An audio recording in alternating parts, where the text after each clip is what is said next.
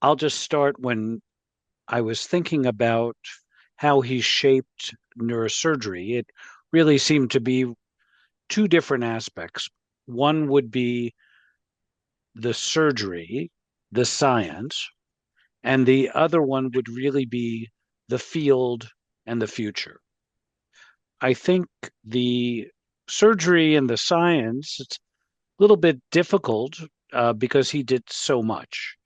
I think he'll always be remembered for introducing certain techniques related to tumors and their resectability, which before his interest and experience, that wasn't possible.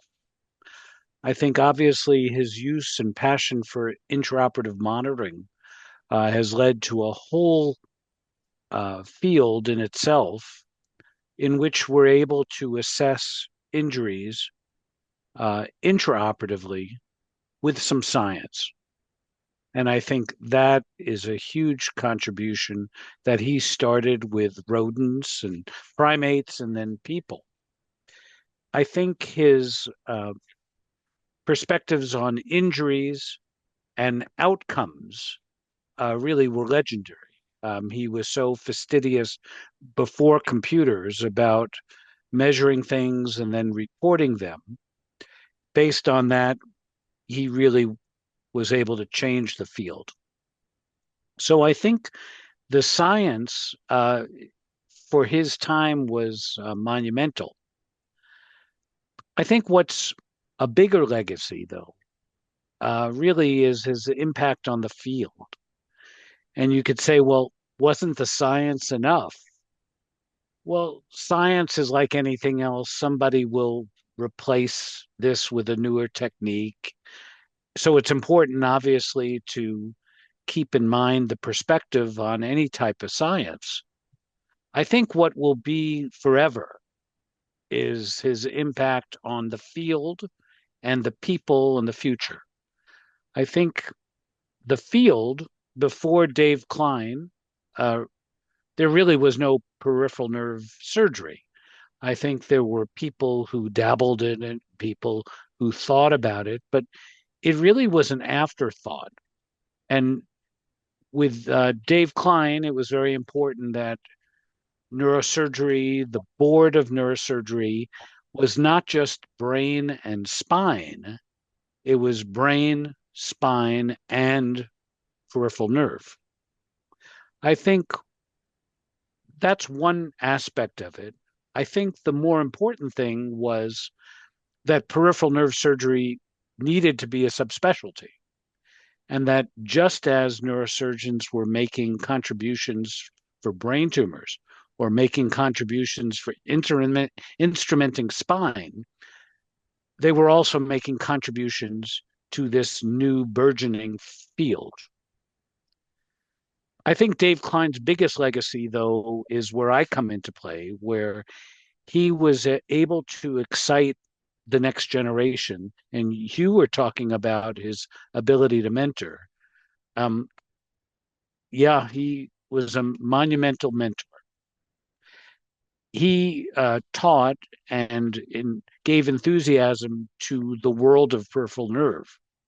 And in fact, I'm considered one of the sons because I was kind of the first generation. And then my fellows, even though some of them they've never met Dave Klein, are then the grandsons or granddaughters.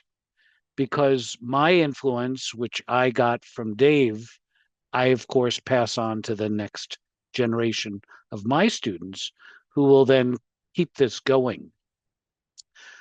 I think that's really the beauty of it all is everything in peripheral nerve starts and ends with him and with New Orleans.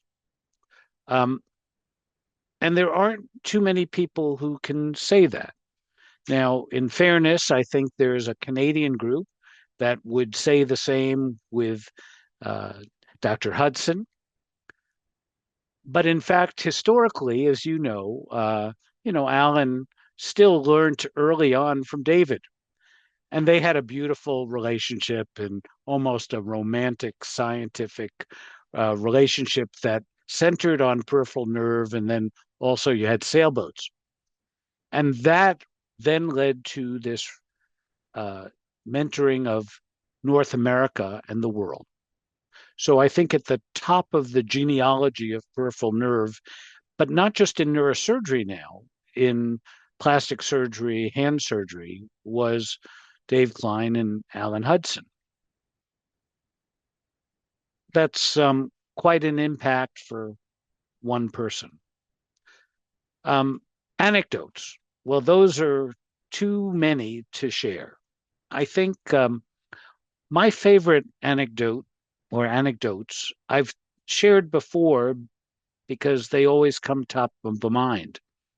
And I think I shared it when they were trying to raise money for the Klein chair and one of the dinners. The first one was uh, at Mardi Gras, uh, legendary, the only night he would sort of take off 365 days would be the night before the crew dinner at Antoine's. For whatever reason, he actually worked that night and got called.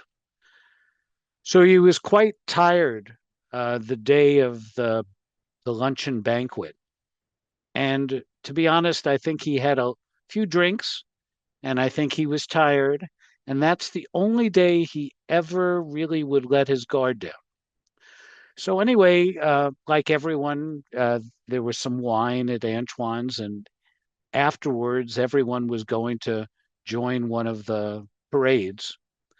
And Dr. Klein was taking me on our own special parade.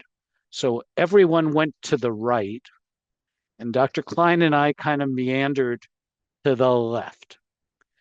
And somebody was begging, and they came up to David Klein and they wanted money. So David first sort of gave him some beads, but this guy wasn't looking for beads, he was looking for money. And then David looked at his hands and saw that his hand didn't seem robust. So swaggering, slurring, meandering through, David then did a very thorough exam of all the hand muscles of this person because, bless his heart, he thought maybe there was some atrophy and he went into the doctor mode. It was just moving beyond words. The other anecdote was when I was down there, I have a passion for crossword puzzles. And I was stuck on a Sunday clue, and it was New Orleans Great. That was the clue, and it was 4 letters. And I was really stuck because for me, I was trying to figure out Klein, Kline, but it was 4 letters. And my mindset was so much in the David Klein rules, peripheral nerve. He's in New Orleans. The Mississippi, all ports lead to New Orleans. And that's how I was trained. And it was not unusual that I would go away and then come back on a plane and somebody would be talking to you and they would saying, "Oh, I'm getting medical care in New Orleans. I'm seeing somebody at Ochsner. I'm seeing someone at LSU, David Klein." So anyway, there I was stuck at the crossword puzzle, and it was literally like one across. Anyway, I bought a value and figured out that it was actually Hurt, Al Hurt. It wasn't Dave Klein. It sort of symbolized my year as for, where he was in the pedigree of life in New Orleans. Everyone knew him and everyone would sing his praise. But it was all about humanism and humanity and helping people. And I think, the story in Mardi Gras was just a beautiful one because it showed that despite the, having your guard down, this was his core, is treating people at Charity Hospital. And treating people on the road when he was lost in the parade. There are just so many anecdotes of different things and different ways he's helped his fellows. And I think, honestly, he would give the shirt off his back and did that for people, not uncommonly. Um, I will say I just won Educator of the Year at the Congress of Neurosurgery. And I didn't want to go accept the award. It was one of these things I'm an introvert and I have no interest in going on stage. But a few things. Number one is Elon Musk was following me.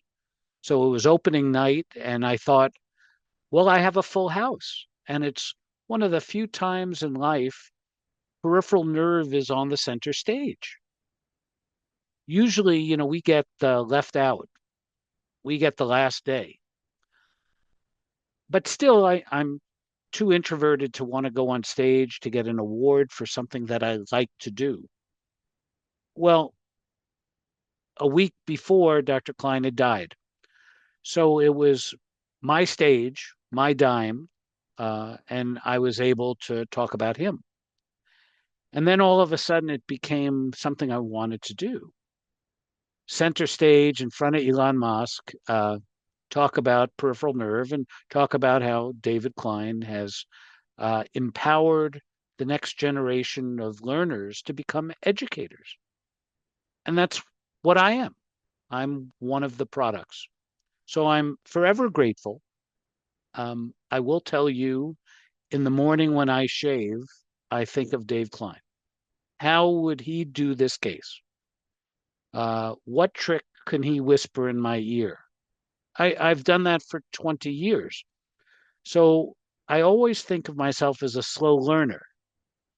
My fellowship was not 1 year, it was a lifetime. And I'm very grateful for all of that. And I'll never forget. He was wonderful to my wife. He came to my wedding in Florida. He always asked about my boys, etc.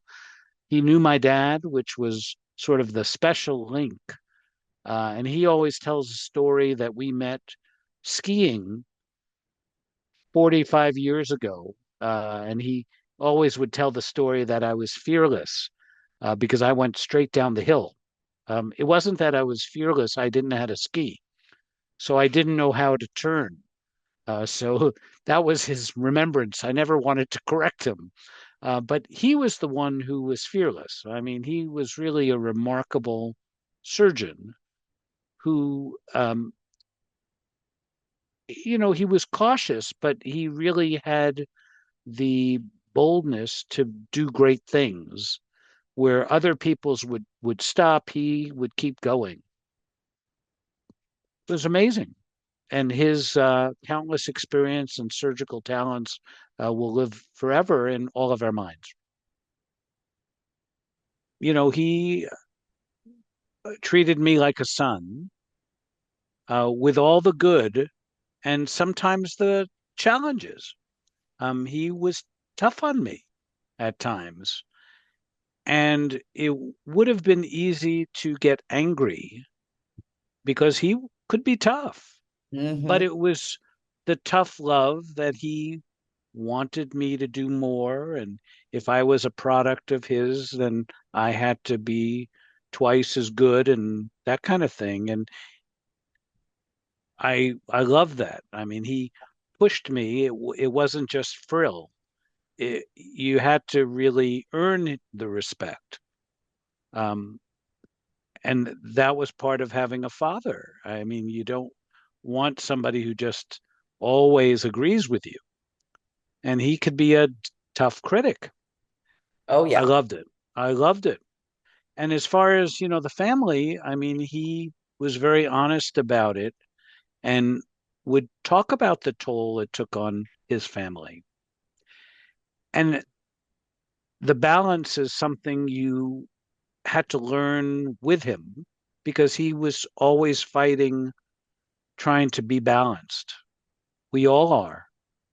Um, Certain things. are more difficult when you are in certain positions.